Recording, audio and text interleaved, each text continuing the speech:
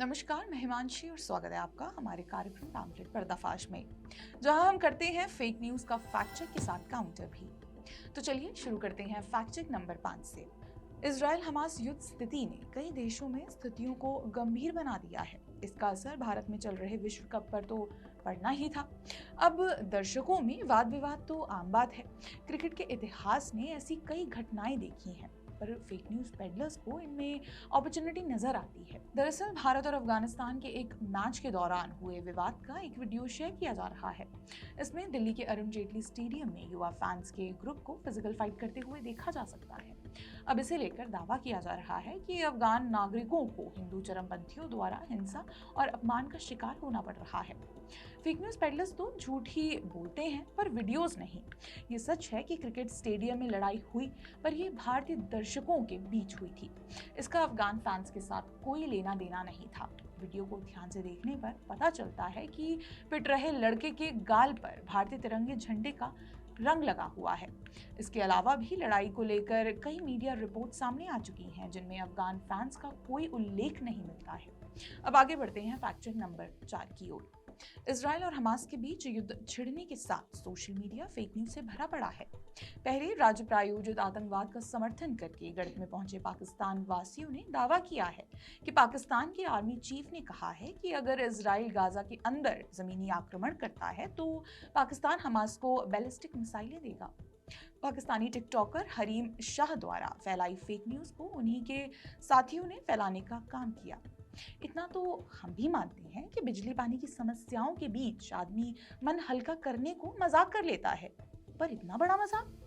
दरअसल पाकिस्तानी आर्मी के आधिकारिक अकाउंट की जांच करने पर ऐसा कोई दावा सामने नहीं आता है। ना ही आर्मी चीफ ने इस विषय में कोई आधिकारिक बयान जारी किया है। उनके आधिकारिक अकाउंट पर ऐसी कोई जानकारी नहीं मिली जो वायरल दावे का समर्थन करे। ऐसे में हम तो इतना ही कह सकते हैं कि आतंकी संगठन हमास के समर्थन के लिए पाकिस्तानी सिर्फ बैनर लहराकर ही स्वयं को संतुष्ट रखे। तो चलिए इसी के साथ चलते हैं फैक्ट चेक नंबर 3 की ओर। इजराइल से जुड़े फेक न्यूज पर बात निकली ही है, तो आगे भी इसे ही कंटिन्यू रखते हैं। हमास के आतंकवादियों द्वारा इजराइल के 40 से अधिक बच्चों को बर्बरतापूर्वक मारने की बात सामने आने के साथ ही फेक न्यूज पेडलर्स ने इसे झूठ बताना तो शुरू किया ही, साथ ही इजराइल पर बैकफायर करने के लिए झूठी फोटोज को भी वायरल करना शुरू कर दिया। सोशल मीडिया पर कई बच्चों की दयनीय अवस्था में फोटोज को वायरल करके दावा किया जा रहा है कि इजराइल के हमले में इनकी मौत हो गई है या ये घायल हो गए हैं।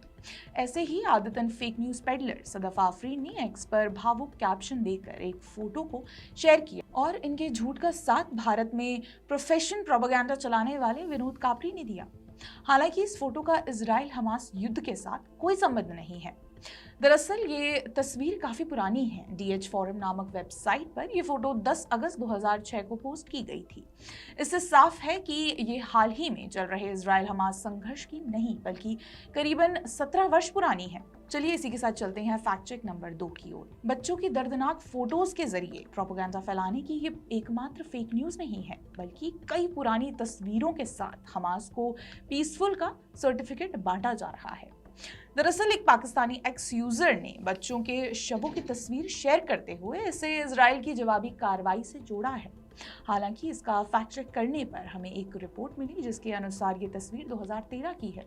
इसमें बताया गया है कि इजरायली विद्रोहियों ने ये तस्वीर जारी कर दावा किया था कि सरकार समर्थक बलों ने दमिश्क सीरिया के बाहरी इलाके में पूर्वी घौटा में 21 अगस्त 2013 के दिन जहरीली गैस से हमला किया था। ये बच्चे इसी गैस का शिकार हो गए थे। हालांकि सीरियाई सरकार ने इस दावे को अस्वीकार कर दिया था। तो चलिए बढ़ते हैं अपने अंतिम फैक्ट चेक नंबर 1 की ओर। फेक न्यूज फैलाने का काम करके अपने बायो में पत्रकार लिखना भी अलग ही फैशन है, और इस फैशन की सबसे बड़ी फॉलोअर सदफ आफरीन को माना जा सकता है। अब उनके हालिया पोस्ट में दावा किया गया है कि इजराइल और हमास आतंकी संगठन के बीच चल रहे युद्ध के बीच कतर के राजा तमीम बिन अहमद अल थानी ने गाजा में बमबारी बंद होने तक विश्व गैस आपूर्ति में कटौती करने की धमकी दी थी। उन्हीं के जैसे fake news peddler Kashif Arsalan भी यही फेक न्यूज फैला रहे हैं। दरअसल दोहा समाचार की रिपोर्ट के अनुसार ये दावा पूरी तरह से झूठा है। रिपोर्ट के अनुसार इस फेक न्यूज को कतर अफेयर्स नामक एक नकली एक्स यूजर ने फैलाने का काम किया है। दोहा न्यूज ने कतर से ऐसी किसी भी धमकी के अस्तित्व को स्पष्ट रूप से खारिज कर दिया है और अकाउंट के ट्वीट को फर्जी करार दिया है। लगता है कि कतर की धमकी सदफ आफरीन की व्यक्तिगत इच्छा है, जिसे वो फेक न्यूज के जरिए वास्तविक बनाने का प्रयास कर रही है। फेक न्यूज फैलाने वाले पेडलर्स दरअसल अपने एजेंडे को सार्वजनिक कर रहे हैं। व्यक्तिगत नैरेटिव स्थापित करने के लिए फेक न्यूज फैलाना उन्हें कितना दूर ले जाएगा, ये तो समय बताएगा। फिलहाल फेक न्यूज पेडलर्स के नैरेटिव को नकारने और इनके फैक्ट चेक के लिए बने रहें द पैम्फलेट के साथ। धन्यवाद।